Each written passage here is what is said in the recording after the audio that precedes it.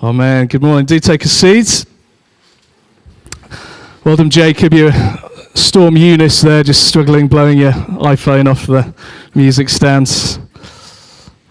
I just played a game of chicken with a road sweeper coming in. It was really fun. I won.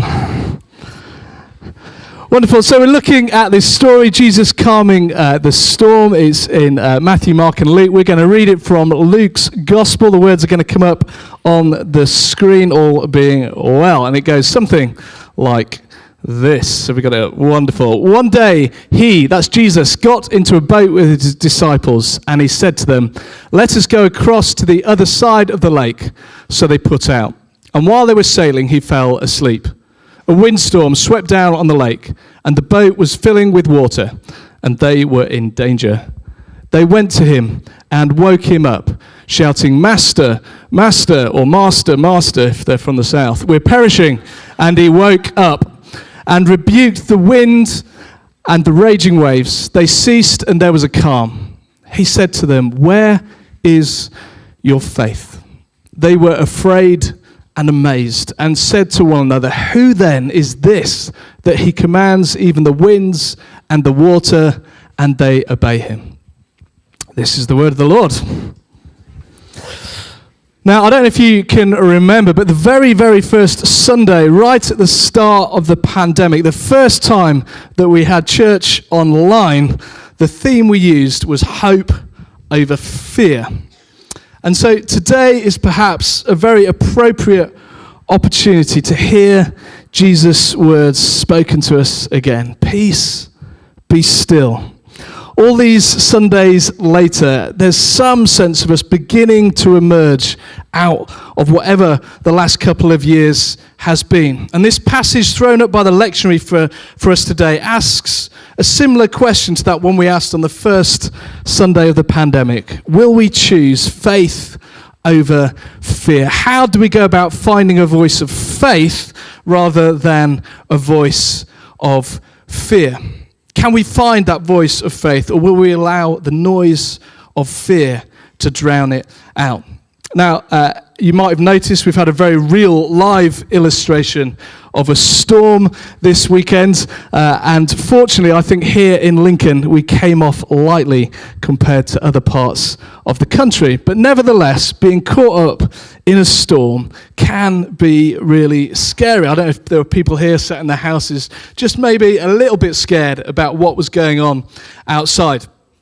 But the disciples in this passage find themselves caught in a storm. Now, Lake Galilee, the geography of the place, Lake Galilee is quite a bit below sea level. And so all the valleys channel down into this sort of basin. So the wind whips up really quickly and creates these storms. So the fishermen, the disciples, it wasn't like they weren't used to storms. Like, it happened a lot. So we know this must have been a really bad storm for them to be so scared.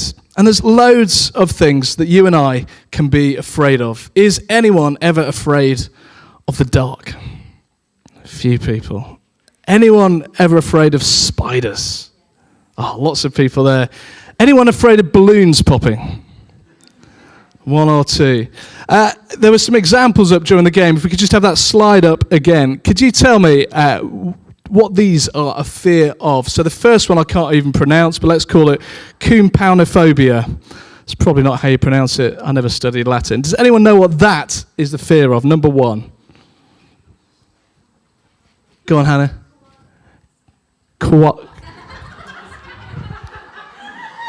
Koala bears. It's close, but it's not quite right. That was an awful Roy Walker impression, I'm afraid. Any other ideas? It's actually the fear of buttons, believe it or not. A fear of buttons. Number two is a little bit easier, maybe. Odontophobia. Teeth, sort of. Yeah, fear of going to the dentist. Anyone got that fear? Yeah, one or two. Okay, and then the last one, acrophobia. Acrophobia. The fear of acrobatics, no. Not needles. The fear of heights, very good. It's the fear of heights. So there can be lots of things that we're afraid of in life, but actually, I think when we really experience fear at its most brutal, it is when things or situations are happening in our lives, storms in our life, if you like. Maybe it's a sudden illness. Maybe it's suddenly we're not sure whether our friends like us at school anymore. Maybe there's some deep anxiety about life. There may be a number of things that just make us fearful. This last 2 months, I'm sure all of us, to some degree or another, have experienced a depth of fear. The disciples in this passage are really afraid. What made it worse is that as the storm's kicking off around them, the person who has the answer to that is lying in the boat asleep. That's what makes it worse. It's not just that they're trapped in the storm, but as they look around, they see Jesus.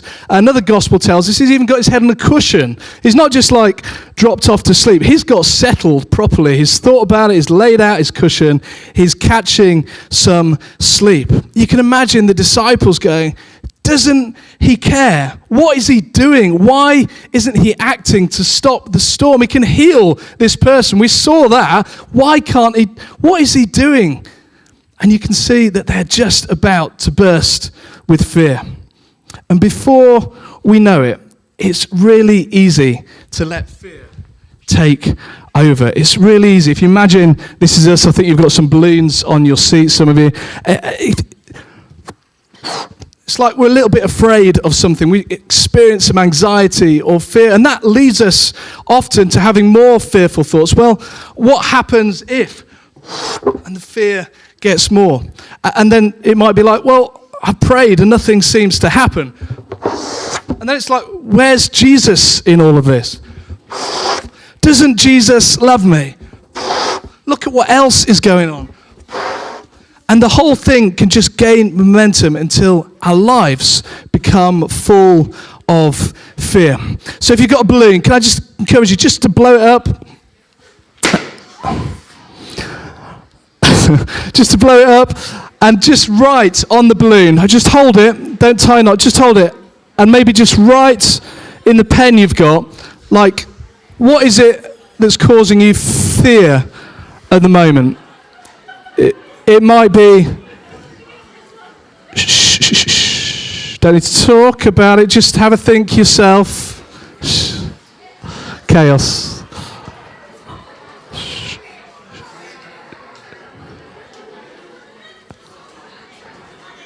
Okay.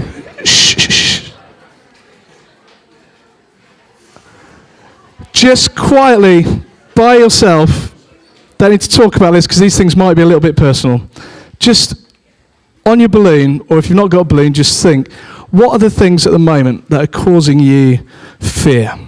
It might be you're afraid of the dark when you go to sleep at night. It may be an illness. It may be a situation you're not sure how it's going to work out. It might be you're suffering from anxiety or a mental illness and you just don't know the ends in sight. What are the things that are causing you fear? Just write them down on the balloon. Now, the thing is, the things that all the disciples were afraid of, all those fear thoughts that were going through their heads, none of those things were true. Of course, Jesus cared for them.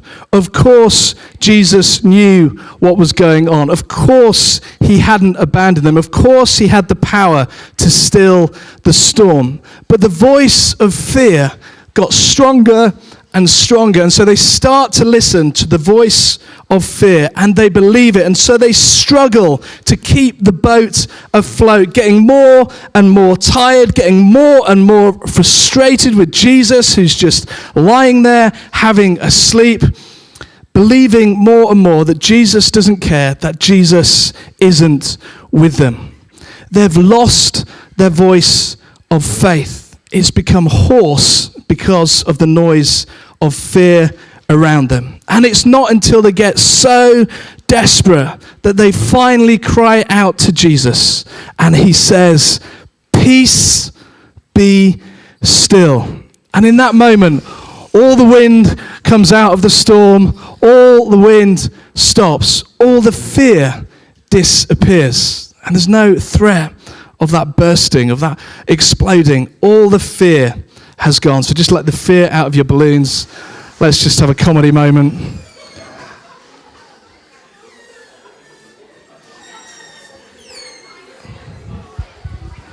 Brilliant. And then come back to order. Thank you. Always one. Hurry up. There we go. Good. Thank you. Now, Luke is really clear here that this miracle, the way Luke writes his story, this miracle isn't just to show that Jesus has power over nature. Because the words that Luke uses to tell this story, when Jesus says, calm, be still, peace, when he tells the waves and the winds to stop, they're words that are used all the way through the New Testament in places like in creation, where God creates order out of the chaos of the waters, or places where God brings freedom where there is chaos. We're meant to interpret this story not just as Jesus having power over nature, but Jesus being able to bring us freedom and calm and know peace in our own lives amidst the storms that we have. Jesus says to the disciples, where is your faith? Where's your faith? So I just want to ask, how might the same storm have been experienced if they'd had a voice of faith instead of a voice of fear? Well, let's just take a moment and look at the facts, and we're going to fill our balloon with faith, not fear this time. Well, firstly, we read that the storm was raging. So notice in that the presence of Jesus alone doesn't mean that there aren't going to be storms. The Christian life, Jesus never said, was easy. It's hard, maybe more hard than not following Jesus. So the presence of Jesus doesn't mean there aren't going to be storms. But the truth is that the presence of Jesus is with us. Secondly, we know the disciples had left everything to follow Jesus. They'd had faith already. Jesus was so compelling, we looked at this a couple of weeks ago, that they followed him and left everything. They'd already seen Jesus do miraculous things. They'd seen the power of Jesus at work. Notice in the passage, Jesus had led them into the storm. It wasn't an accident. Jesus had said, get your boat, we're going to the other side. Jesus had intentionally led them into the storm. Maybe he wanted to teach them something. Maybe there was something they needed to see. But that we can have faith because Jesus had led them there. Jesus had also said, we're going to the other side of the lake. Not we're going into the middle of the lake and we might drown. He said, we're going to the other side of the lake. He'd already told them they were going to get there safely. Jesus, as they looked at him, wasn't afraid. He was totally at peace. That should have given them faith. And then lastly, they could have spoken to Jesus at any point. Why did they wait until they were totally desperate before they reached out to Jesus? He was there and they could speak to him all the time.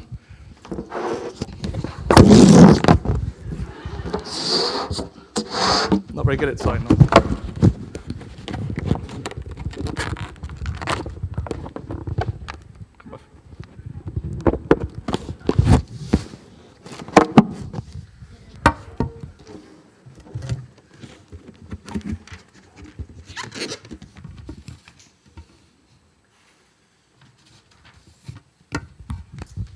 There were so many reasons that they could have had a voice of faith rather than a voice. I need a handless mic. There's so many reasons they could have had a voice of faith rather than a voice of fear. And even though we go through storms, if we're full of faith, if we find our voice of faith, then even when difficult things come along, even when the storm comes along, I hope this works.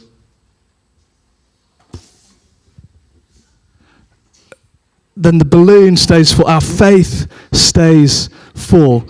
It isn't punctured. It doesn't burst because we're full of the voice of faith rather than the voice of fear. The same storm, the same boat, the same situations. The difference is faith over fear. Have a look at your balloon again and the thing you wrote on it.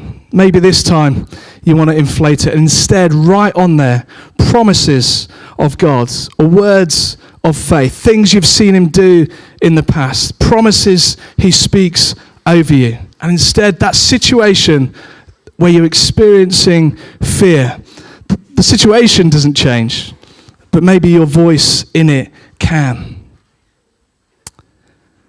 After the storm subsided, it left not just the question, where is your faith, but who is your faith in? And perhaps the final challenge of this passage directed to us is that even though the miracle itself points clearly to who Jesus really is, the miracle alone does not lead us to faith. That requires something else. And just to close, I want to read just a quotation from Spurgeon, who's a Baptist minister, a great preacher, who wrote this about the passage.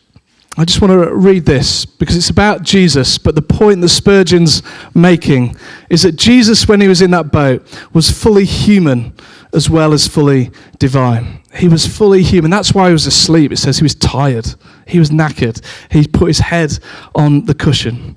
And so we can have this same response as well. He had perfect confidence in God that all was well. The waves might roar, the winds might rage, but he was not at all disquieted by their fury. He knew that the waters were in the hollow of his Father's hand, and that every wind was but the breath of his Father's mouth. And so he was not troubled. Nay, he had not even a careful thought. He was at much as ease on a sunny day. His mind and his heart were free from every kind of care. For amid the gathering storm, he deliberately lay himself down and chose to sleep like a weary child in his Father's arms. And so the challenge for us as Christians as we go through storms, it isn't to think, well, I'm not following Jesus properly because there's trouble in my life. Quite the contrary. If we're going through hard times, it's just about where is our voice? How can we develop that voice of faith as opposed to let the noise of the voice of fear take over? This passage tells us that Jesus is with us in the storm. Jesus is enough in the storm. Where is your faith? Who is your faith in? Amen.